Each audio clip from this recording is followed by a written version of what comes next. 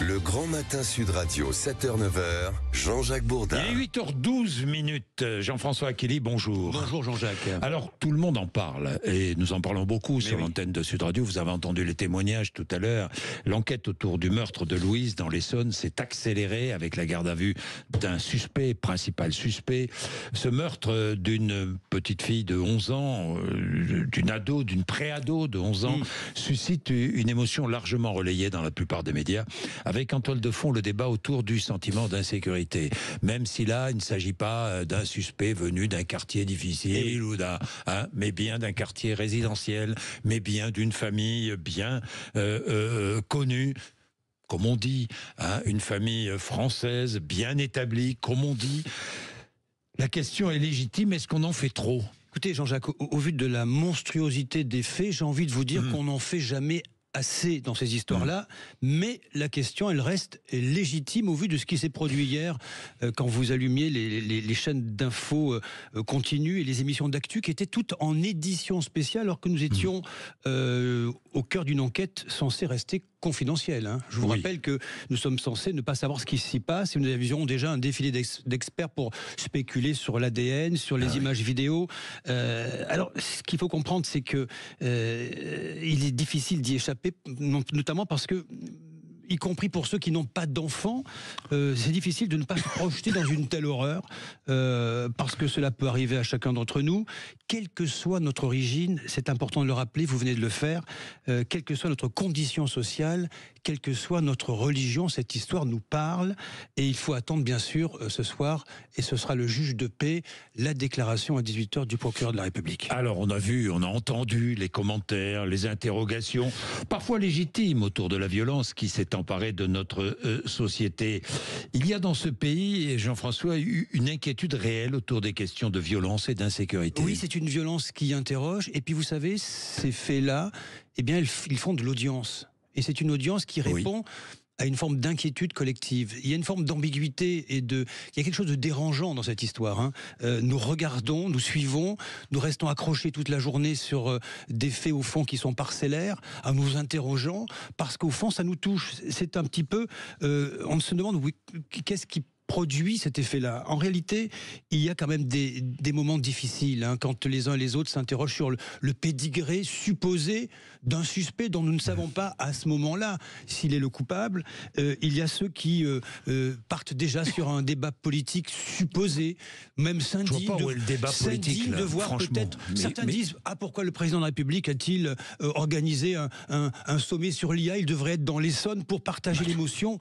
Mais ça va parfois trop loin. Mais la couverture médiatique globale d'hier s'explique par ce moment de stress collectif que traverse la société.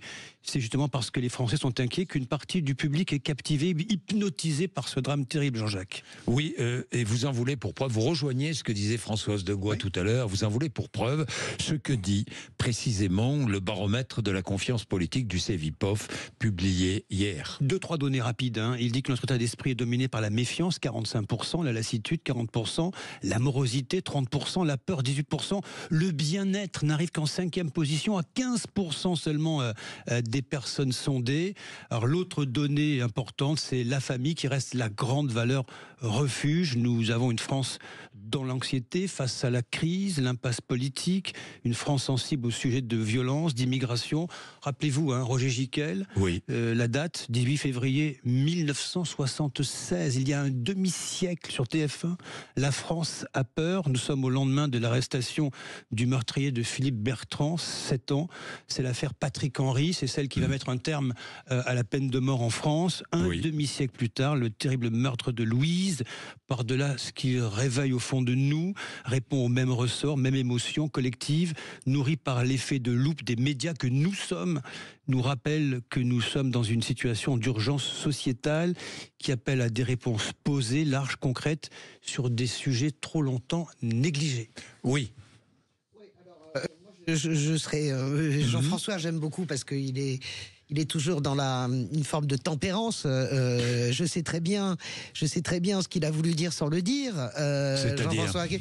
Moi, par exemple, quand j'entends des présentateurs, si vous voulez, sur des chaînes info, qui sont déjà en train de spéculer sur le fait que forcément ce jeune homme est peut-être un OQTF et que ça va créer un débat politique. Avant même de savoir. Il y a même un journal, Frontières, qui est déjà en train de remplacer Valeurs Actuelles sur l'extrême droite, qui a publié le nom d'un jeune homme arrêté, qui a été relâché dans les 2 heures. Je ne sais pas si vous vous rendez compte de ce que ça signifie. La folie dans laquelle nous sommes.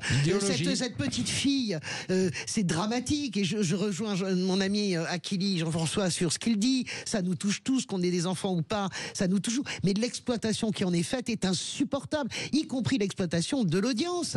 Moi, je ne comprends pas comment on peut... J'ai regardé hier, ça me cassait la tête. Et quand on parle du baromètre Cevipof, les Français, ils démissionnent aussi de cela. Je ne pense pas que Louise soit l'obsession. Non, mais écoutez-moi. BFM a fait 8 jours non-stop sur Pierre Palmade. Non, mais je suis d'accord avec vous. Oui, parce qu'il y a ce côté, ces passions tristes, cette forme d'hypnose que nous avons là-dessus. Mais quand tout retombe, la réalité de ce pays n'est pas celle-là. Ce pays a besoin de savoir où est-ce qu'on va ensemble. Je le redis.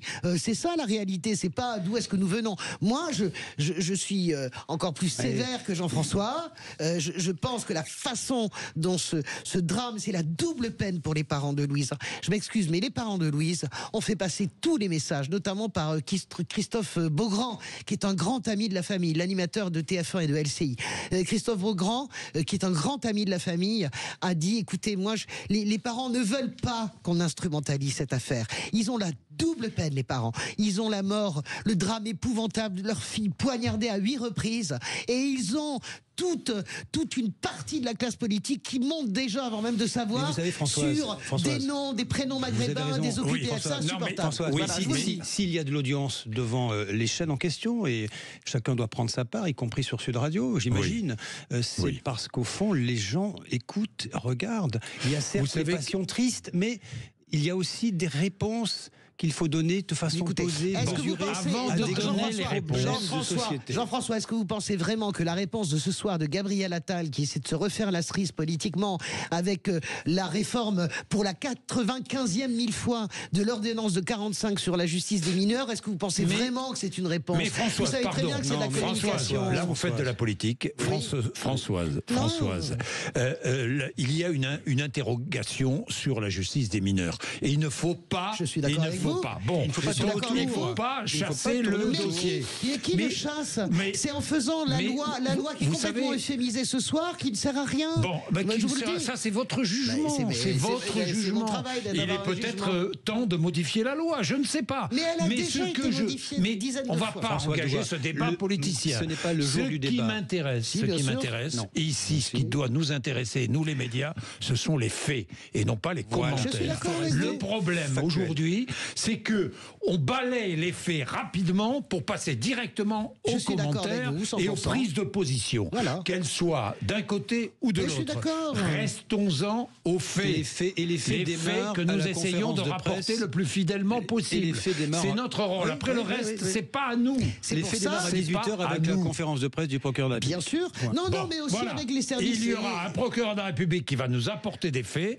Nous l'écouterons. Nous avons donné des faits ce matin. Chacun jugera. Vous avez entendu des témoignages de familles qui ont été dévastées par ce qui s'est passé. La famille de Louise est dévastée. La famille de Owen, s'il est prouvé que c'est lui le coupable, est dévastée. Les parents sont dévastés. Ils ont apparemment couvert leur enfant. Nous verrons bien ce qui ressortira du procureur de la République. Exactement la même chose. Bien. Voilà. 8h21. Voilà.